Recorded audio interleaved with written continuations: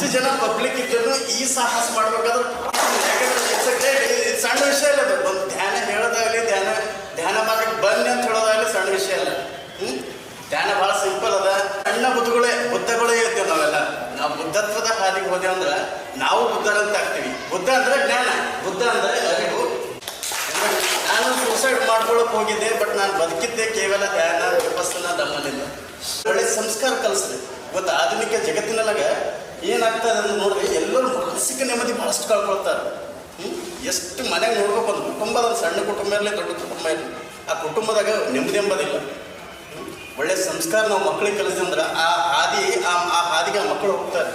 ಒಳ್ಳೆ ಸಂಸ್ಕಾರ, ವಿದ್ಯೆ ಬುದ್ಧಿ ಕಲಿಸೋದಲ್ಲಿ ಹಿರಿಯರಿಗೆ ಗೌರವ ಕೊಡೋದ ಕಲಿಬೇಕು. ಬರಕ್ಕೆ ಸ್ವಲ್ಪ ಲೇಟ್ ಆಯ್ತಲ್ಲ, ದಯವಿಟ್ಟು ಕ್ಷಮೆ ಇರಲಿ. ಇಂಥ ಕಾರ್ಯಗಳು ನಾವೆಲ್ಲ ಮುಂದೆ ಒಗ್ಗೂಡಿ ಎಲ್ಲರೂ ಒಂದು ಸಹಯೋಗದಿಂದ ಒಗ್ಗೂಡಿನಿಂದ ಮಾಡೋಣ. ಇದು ಅತ್ಯಂತ ಪುಣ್ಯದಾಯಕವಾದಂಥ ಕಾರ್ಯ ಇದು.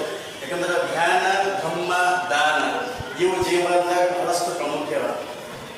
ಧ್ಯಾನದ ಬಗ್ಗೆ ಅರಿವಾಯ್ತು ನಮಗೆ. ಧಮ್ಮ ಅಂದ್ರೆ ಏನು ನೋಡ್ರಿ, ತಥಾಗತ ಬುದ್ಧರು ಹೇಳ್ತಾರೆ ಧಮ್ಮ ಕಾಯ ವಾಚ ಮನಸ್ಸು. ಇವು ಕಾಯ ವಾಚ ನಮ್ಮ ಶರೀರದಿಂದಾಗಲಿ, ನಮ್ಮ ವಾಣಿಲಿಂದಾಗಲಿ ಅಥವಾ ನಮ್ಮ ಮನಸ್ಸಿನಿಂದಾಗಲಿ ನಾವು ಶುದ್ಧ ಇಟ್ಕೊಂಡು ಯಾರು ಇನ್ನೊಬ್ಬರಿಗೆ ಯಾವುದೇ ರೀತಿ ಅಹಿತಕರ ಮಾಡದೆ, ಹಾನಿ ಉಂಟು ಮಾಡದೆ ಅದೇ ಪರಿಪಾಲನೆ ಮಾಡೋದೇ ಧಮ್ಮ ಅಂತ ಹೇಳೋದು.